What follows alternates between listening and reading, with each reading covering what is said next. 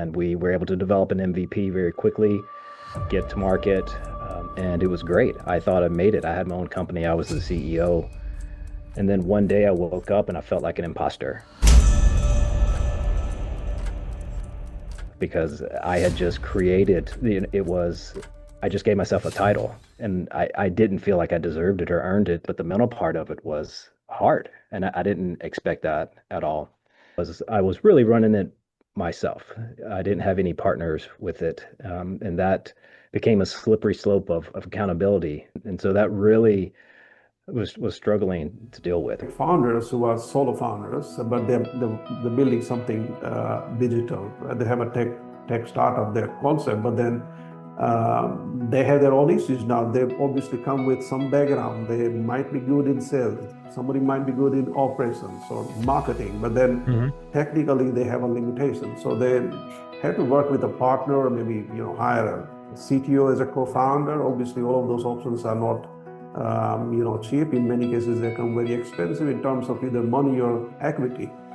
At any point of time, when you thought you would need external support, because you being a solo founder, of course, and a non-tech founder. And what partners can you work with and trust to make sure that happens? Because there's a million ways to solve a problem. You want to be very careful and not find someone who over-architects every system and adds every bells and whistle to this application when it's not needed, right? Those were hard lessons to learn. So it's not that easy when you are wearing that founder hat, right? When you are starting up your first time, you haven't experienced this before. Of course, you have some crazy idea. You think you're going to change the world. It might be true, but not many founders are kind of fortunate or aware that they'll need this kind of validation right up front before they go about building something. Things that we as founders have is the fancy world ahead of us, but then of course what we all forget is the kind of challenges and hiccups that will come naturally as the way you try to kind of build it. Every investor is different. You can have the same pitch over and over again and have it perfected, but it's not going to be perfect for everyone, right? Not every investor is going to be interested in it. And more than likely, your idea is going to pivot 10,000 times before it actually goes to market. And all of this is, you're really just looking for partners again to help you refine your idea and to get it to market. To get some early user intent of purchase or some kind of monetary involvement from your ideal users before we actually build anything. So the product part is the next stage, and we call it MSP. Kind of a modified term for MVP, because if you don't have the sellability part, then MVP is just a fancy product that you will end up having.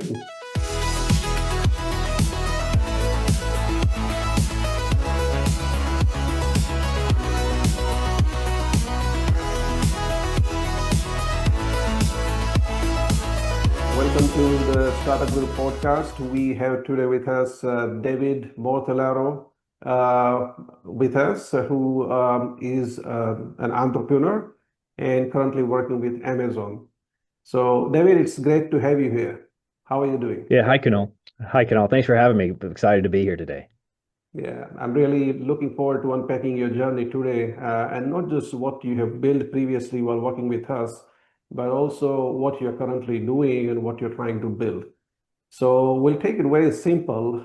Let's talk about your background and journey a little bit. What you were doing earlier? What kind of startup you were working on? Yeah, I'll give you a quick background. So I started in tech way back in '99 and worked at a big company at IBM. And it was around that time that I was introduced to startups here in Austin, Texas. And at that time in the late '90s, early 2000s, everybody was going to be millionaires in startups. So I got the bug, and I went to startup over the next 10 years. And unfortunately, we had the dot-com crash. 9/11 happened. The housing market in the U.S. crashed, and so all the startups I was in didn't pan out, but I still had the bug. So I went back to get a master's degree at the University of Texas here at Austin, McCombs School of Business and Entrepreneurship, to further my desire to own my own destiny as much as I could. And from that, I started my own software consulting company. Did that for a few years, realized it wasn't as fulfilling. And that's when a few years later, I ran into you all. I formed another startup with some former UT football players, which was super exciting to me. We formed a startup and found you guys, and it was an amazing partnership that we worked together with, and we were able to develop an MVP very quickly, get to market. Unfortunately, that startup fizzled out after a few years. And so I decided to use my skills instead of an entrepreneur, but an entrepreneurial inside companies. And so I went to a larger company, and now I'm at Amazon, still with the startup mindset. The project we're working on is very startup related, brand new greenfield development. Everything changes every day. Still use the same skills, but at the same time, I'm looking forward to always have my eyes open to all these other opportunities, helping anybody I can out who's in the startup field, because it's not easy, but it is so rewarding to go through it. Right, right. Wonderful. So with Amazon, you said you are an entrepreneur. So what's your line of work there? You work with other founders, or what exactly is that do you do? Right. So the project we're working on is an internal tool that we're developing, and I work for Amazon Robotics specifically, and we're really working on our customers are they're the developers who have their applications for all the uh, IPCs, the computers and edge devices, IoT devices in fulfillment centers. And so what we're writing is a brand new application to support them. And that's what we're doing. But it's the same, while we're not supporting founders and we're not necessarily working as an incubator, we're working as a startup to meet with customers, gather customer requirements, change on a dime, just do very scrappy. That's our mindset, to be very scrappy to get things done as quickly as we can. And that's really the Amazon mindset. It's always day one. We're the world's largest startup, which resonates with me greatly. Right, right, great. So talking about your entrepreneurial journey back when you started, could you talk a bit about the challenges that you faced, which obviously when we hear about starting up, it's always the dreams that we as founders have is, the fancy world ahead of us. But then, of course, what we all forget is the kind of challenges and hiccups that will come naturally as the way you try to kind of build it. So, did you come across any challenges? And if you would like to describe what were they, and then how did you go about it? How did you, Sure. tackle them? Yeah, a lot of things were not as obvious to me as I thought it was. When I got my degree from UT and I started my own software consulting company, I had a contract with a state agency here, and it was great. I thought I made it. I had my own company. I was the CEO. And then one day I woke up and I felt like an imposter because I had just created, I just gave myself a title, and I didn't feel like I deserved it or earned it. And so that really was struggling to deal with, right? There's always everything that goes with every day, having to start up and running your own company, right? Those type of things. But the mental part of it was hard, and I didn't expect that at all. The other challenge I had with my company was I was really running it myself. I didn't have any partners with it, and that became a slippery slope of accountability for me, where it was easy to skip a day or 2 days and I had teams, nearshore teams in Brazil and Guadalajara, software companies, partners that I was working with, but I didn't stay as close to the business as I should have. And those were hard lessons to learn. So that the next times that I've been more successful in my startups and teams have been working with partners, been working with teams. I've played sports my entire life. I played soccer through college, and I'm the youngest of six kids, so I'm very comfortable in a family and team environment, and that's where I thrive in. And so working together as a team is something that benefits me. That's where I got to understand what makes me tick, and that is a lesson that I'm going to take with me from here on out. Any new startup I do, any new activity I do will be with other people, will be with other team members, and be very cognizant of the mental side of it as well. Because I think that's very important. And especially a lot of entrepreneurs, they think they have it, or they think they should have it all figured out, but you don't. And no one has it figured out. Everyone's just trying every single day to just stay stay afloat, to stay one day ahead. And I think just looking back, that's kind of the biggest lessons I've learned throughout. Right. Yeah, that's so true, right? At any point of time, when you thought you would need external support, because you being a solo founder, of course, and a non-tech founder, of course, what was the point when you thought you will need external partners, external support, be it for development or be it for strategy or maybe advisory, or what kind of support that you know try to solve? Yeah, I reached out to my network, which was always big. Having a network is key to everything in your career and also your life. You always need a support group. And so I was fortunate to be around a great group of entrepreneurs. I joined these local small entrepreneur groups where all the CEOs for small startups would gather. That was big. That was key for me. Hired coaches along the way, which was scary at the time because when there's not a lot of money coming in, you don't necessarily want to make that investment in yourself, but it's very valuable to do that. And so that helped me a lot. And then eventually just finding these other partners who larger companies who had been in the business longer, they really guided me to do the things that I needed to do to get my contracts closed and to help me get the next deals along the way. So in essence, they did help and they were partners. But those, just you have to go out and ask and look for that. Right. What do you advise? We also get a lot of this kind of concerns from founders who are no tech that the first thing we have to do is try to find a tech co-founder.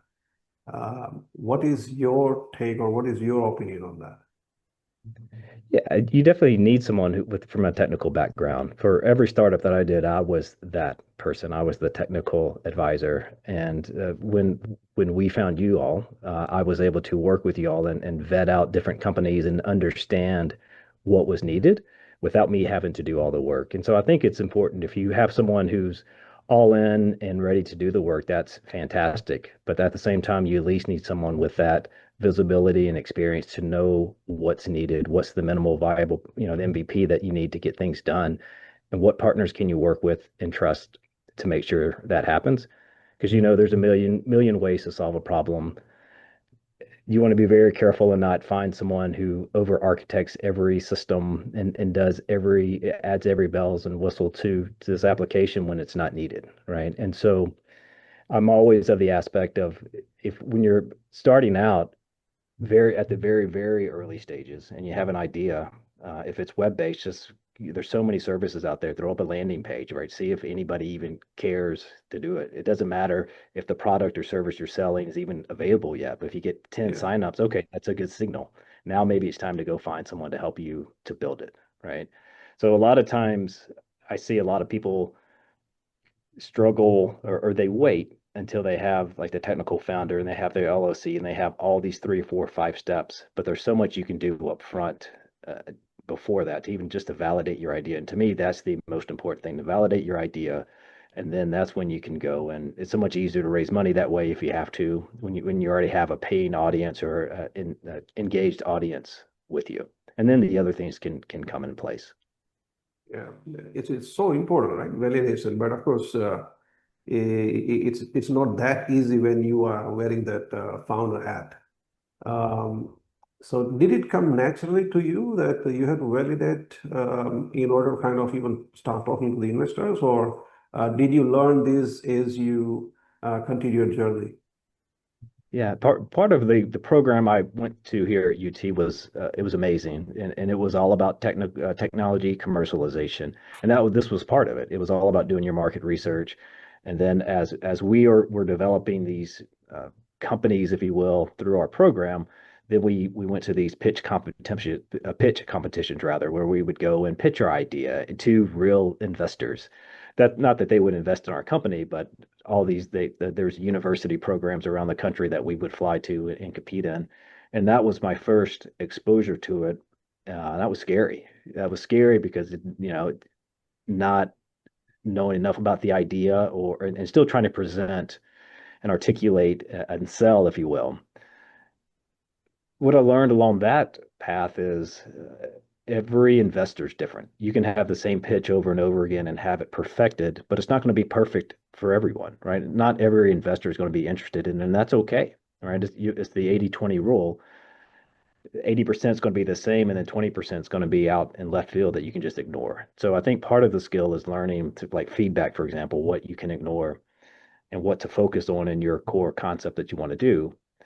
And then it's just a numbers game. You just got to keep doing it and doing it and doing it. I mean, meet with 100 investors to get one, right? And that's sometimes that's what it takes. Most of the big success stories, that's there, right? It wasn't the first one that they met with that hit. So that's at the end of the day, at the end of the day for entrepreneurship, it's just that consistency, showing up every single day is what makes the difference. But yeah, with the investors, there's no way to get better presenting or without talking with them. So, I went through my local angel network here, local incubators that are here in town, and just talked to anybody and everybody to get feedback, to get ideas. And maybe that first investor didn't wasn't interested, but they knew someone who would be. And just being immersed in that environment was so helpful and continues to still be helpful. Right, right. Yeah, of course, when it comes to fundraising, it's a numbers game. Once you have the initial validations done, it kind of becomes a numbers game at the end of the day. How many you reach out to, how many are responding. Yeah. Of course, not every one of them is going to respond, but then you need to have your calm, your mindset, the right mindset is definitely required. Even if you get a Yeah. no, try to understand what made them say no, if you get any feedback or not, right? That's the learning part even there at that stage is more important than kind of simply getting a favorable response. Right. And I've also learned that your idea, while great it is probably not what they're going to invest in. It's been said before, right? They invest in you, they invest in the team. And more than likely, your idea is going to pivot 10,000 times before it actually goes to market. And all of this is you're really just looking for partners again to help you refine your idea and to get it to market and to serve that need that you have. In your case, of course, you're moved on now, but if you have talk about any such pivotal points, if you went through any, um, would you want to highlight some of them? And then when did you know that you have to kind of pivot or maybe, change the model? Did you get such feedback or kind of did you rely on your users to kind of give you that insight that this is not working? Or was it more kind of intuition based rather than data? Yeah, everything we do should be data based, but backed by data 100%. And in my experience, it was a little bit of everything that you'd mentioned. It was this is what the user's asking for, or hey, we just spent a lot of time with this feature and no one's using it. Why is that? And so we had to put metrics in there to see where people were falling off on our application that we were building. And then it's once we started talking to investors, they saw the market and the market that we were going after, and they were like, "Wow, that's way too small. I mean, you're never going to raise significant amounts of money because just the market's not big enough." And so that was a big pivot too. If we wanted to really raise a good, something past the seed round of funding, we needed to open it up to the larger market and start talking almost in the billions. Before people were going to take us seriously and give us anything further than a friends and family rounds of investment. And so some of it's user based, right? And some of it is, all right, well, this is not fundable. The size of it, you need to find a bigger market or find at least a path to scale to the numbers that's going to get my interest as an investor. Talking about encrypted, you work with our team back then for your startup. So how did you reach out to encrypted, and what was the reason behind choosing to work with Team Encrypted for your project?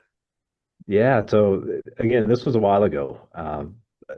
Things have changed since we've interacted, but yeah, just doing web search and we had an idea of what we wanted to do, and the our application was really this problem we were trying to solve was coaches, so athletic coaches, and helping them find jobs within our market here.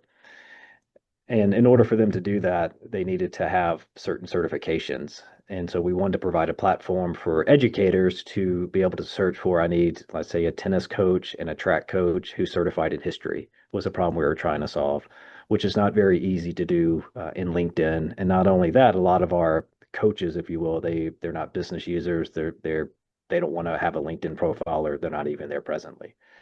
And so our team knew that we wanted something like LinkedIn, but we didn't want to write it from scratch. And what we found from what you all provided was that you had different lightweight clones of these different websites. So you gave us a good base to start from. And what the problem we were trying to solve was to have a LinkedIn-like application for our market, which at the time were coaches. And the problem was our coaches were not business users. They did not have LinkedIn profiles. And so we wanted a way to have educators find coaches, but they were not on LinkedIn. And so we needed a LinkedIn clone or a application like LinkedIn to start from without starting that from scratch. And you all had many of these types of lightweight versions of these different applications available. And what was great that it wasn't just an off-the-shelf clone, a lamp stack that you gave us, and that was it. But you were partners with us. You worked with us to made all the customizations that we needed, and which was great. But what I really appreciate about you all, and I've worked with many offshore, nearshore partners before, but you all were partners in the sense like you didn't say and do everything that we asked. You were like, oh, that's interesting. Have you thought about this? And have you thought about that? So most folks, most offshore teams that I've worked with before have been simply, I'm going to do exactly what you say and nothing more, nothing less. But again, you guys were strict, very good partners with us. And over the course of 2 to 3, 4 months, we worked together. We had an MVP that we were able to deliver very quickly and reasonably priced to get a market out there, to start getting some real feedback, to start getting users on the system. And we had thousands of users within a few months of having what you all and we all built together. And it was great. And it helped us to then meet our next milestone to raise the next round of funding that we needed for the application. And so the goal was to then, as we're continuing to build it out, really kind of write the next version of that. Unfortunately, we never got to that part from a technical point of view, but working with Encrypted got us there much faster than we would have done it on our own to start getting us the proof points that we needed. And so it was a pleasure working with you all.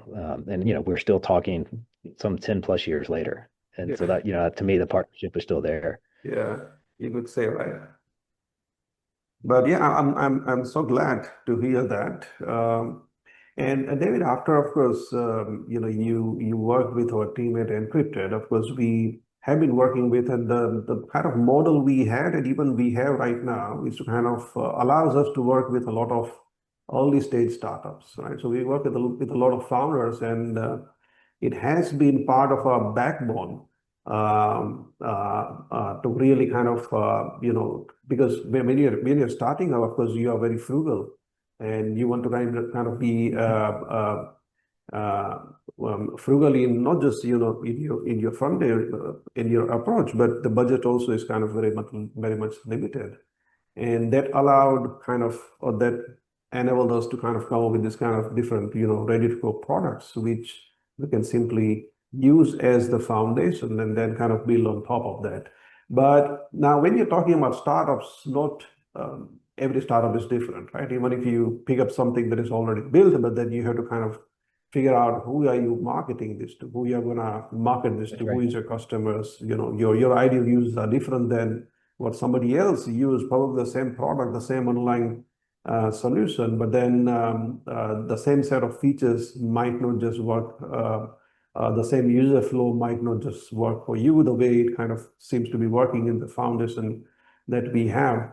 So while having this exercise and experience with a lot of startups, we kind of had this habit to kind of, as you mentioned, not to just take what the customer is saying, but to kind of really act as a partner and kind of tell them, have you thought about that? Or why, Mm-hmm. or what about this particular feature? Or what if it doesn't work, right?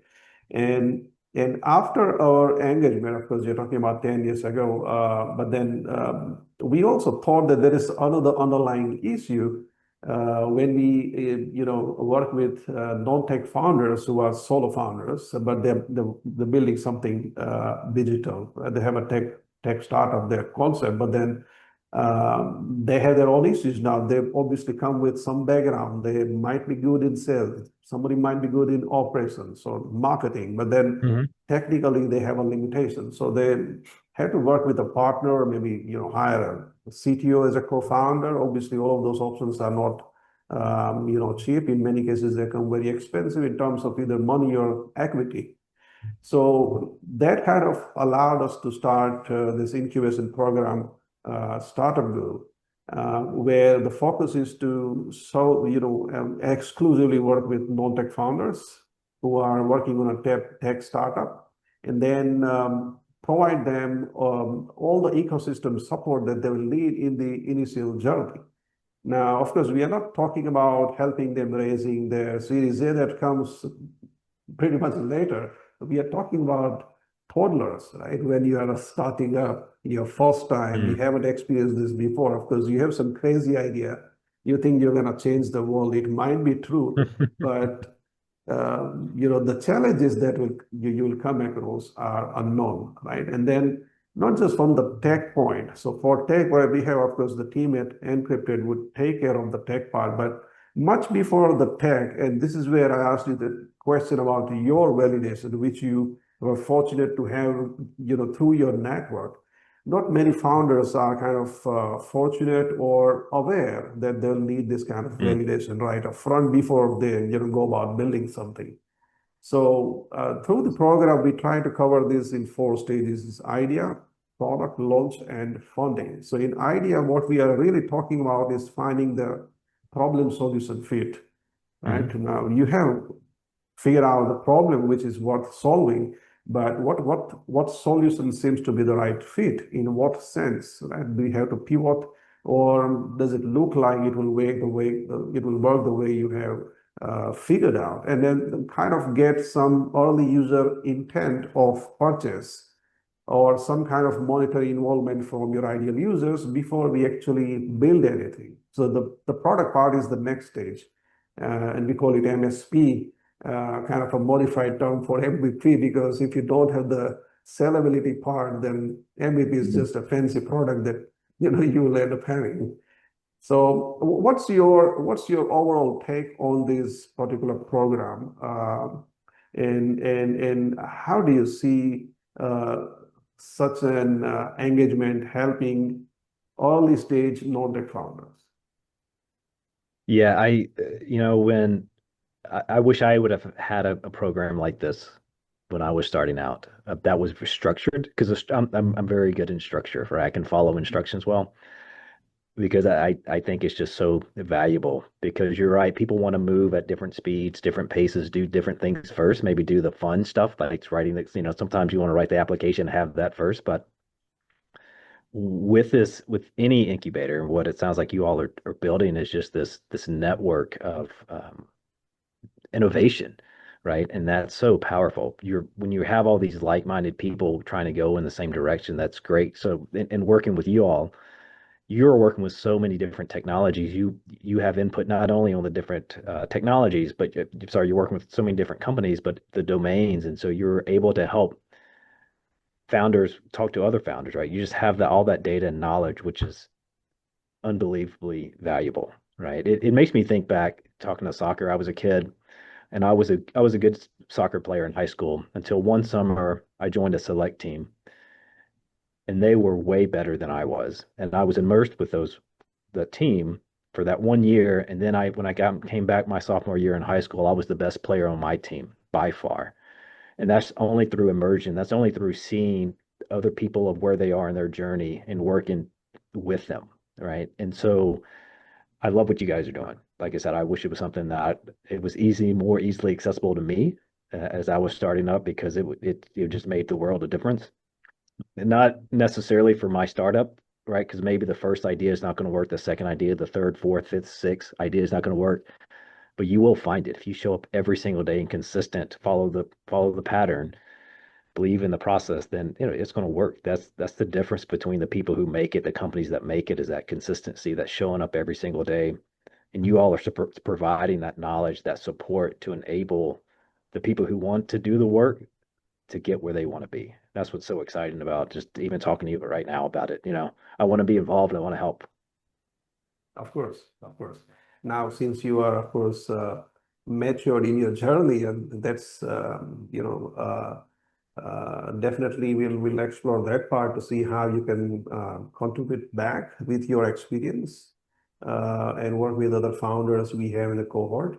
But thanks, David, for that insight. Any parting thoughts, David, you would like to have for anybody who is starting up for the first time from your experience? Or if you have to talk about your own project back in the days,